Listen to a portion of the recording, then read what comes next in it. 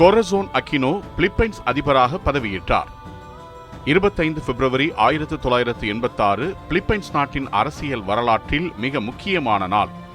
இந்த நாளில் கொரசோன் அக்கினோ அவர்கள் பீப்பிள் பவர் புரட்சியின் வெற்றிக்கு பின் நாட்டின் அதிபராக பதவியேற்றார். பல ஆண்டுகளாக நீடித்த அரசியல் குழப்பத்திற்கும் ஆட்சி குற்றச்சாட்டுகளுக்கும் முற்றுப்புள்ளி வைக்கும் மாற்றத்தின் தொடக்கமாக இது அமைந்தது. 1972 முதல் பெர்டினண்ட் மார்கோஸ் அவர்கள் பிலிப்பைன்ஸ் நாட்டை ஆட்சி செய்தார். 1972ஆம் ஆண்டு அவர் நாட்டில் அவசர நிலை அறிவித்தார். இதனால் அரசியல் எதிர்ப்புகள் ஒடுக்கப்பட்டன, ஊடக சுதந்திரம் குறைக்கப்பட்டது, பலர் மனித உரிமை மீறல்கள் மற்றும் ஊழல் குற்றச்சாட்டுகளை முன்வைத்தனர். 1983ஆம் ஆண்டு பெனிக்னோ அக்கினோ ஜூனியர் அவர்கள் கொலை செய்யப்பட்ட சம்பவம் மக்கள் மனதில் பெரும் அதிர்ச்சியை ஏற்படுத்தியது. அவர் கொரசோன் அக்கினோ அவர்களின் கணவர். இந்த சம்பவம் மார்கோஸ் ஆட்சிக்கு எதிரான மக்கள் எழுச்சியை அதிகரித்தது.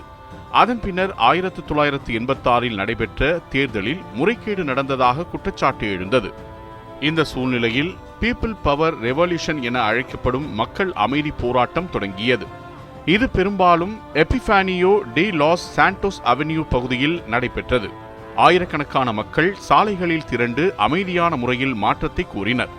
கத்தோலிக்க திருச்சபை மற்றும் பல சமூக அமைப்புகளும் இந்த போராட்டத்திற்கு ஆதரவு அளித்தன. போராட்டம் பல நாட்கள் நீடித்தது. இராணுவத்தின் சில பிரிவுகள் கூட மார்கோஸ் ஆட்சியை விட்டு விலகின. மக்கள் ஆதரவு அதிகரித்ததால் பெர்டினண்ட் மார்கோஸ் இறுதியில் நாட்டை விட்டு வெளியேறினார். இதன் மூலம் கொரசோன் அக்கினோ அவர்களுக்கு அதிபர் பதவி ஏற்க வாய்ப்பு கிடைத்தது. 25 பிப்ரவரி 1986 அன்று கொரசோன் அக்கினோ அவர்கள் பிலிப்பைன்ஸ் நாட்டின் முதல் பெண் அதிபராக பதவியேற்றார். அவரது ஆட்சி ஜனநாயகத்தை மீண்டும் நிலைநிறுத்தும் முயற்சியாக பார்க்கப்பட்டது. 1987ஆம் ஆண்டு புதிய அரசியல் சட்டம் அமல்படுத்தப்பட்டது. இது மக்கள் உரிமைகள் மற்றும் அதிகார பகிர்வினை உறுதி செய்தது. மொத்தத்தில் 25 பிப்ரவரி 1986 பிலிப்பைன்ஸ் நாட்டில் ஜனநாயகத்தின் வெற்றியை குறிக்கும் வரலாற்று சிறப்புமிக்க நாளாகும்.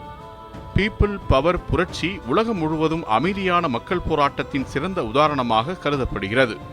கொரசோன் அக்கினோ அவர்களின் பதவியேற்பு மக்கள் சக்தி எவ்வளவு வலிமையானது என்பதை உலகிற்கு உணர்த்தியது.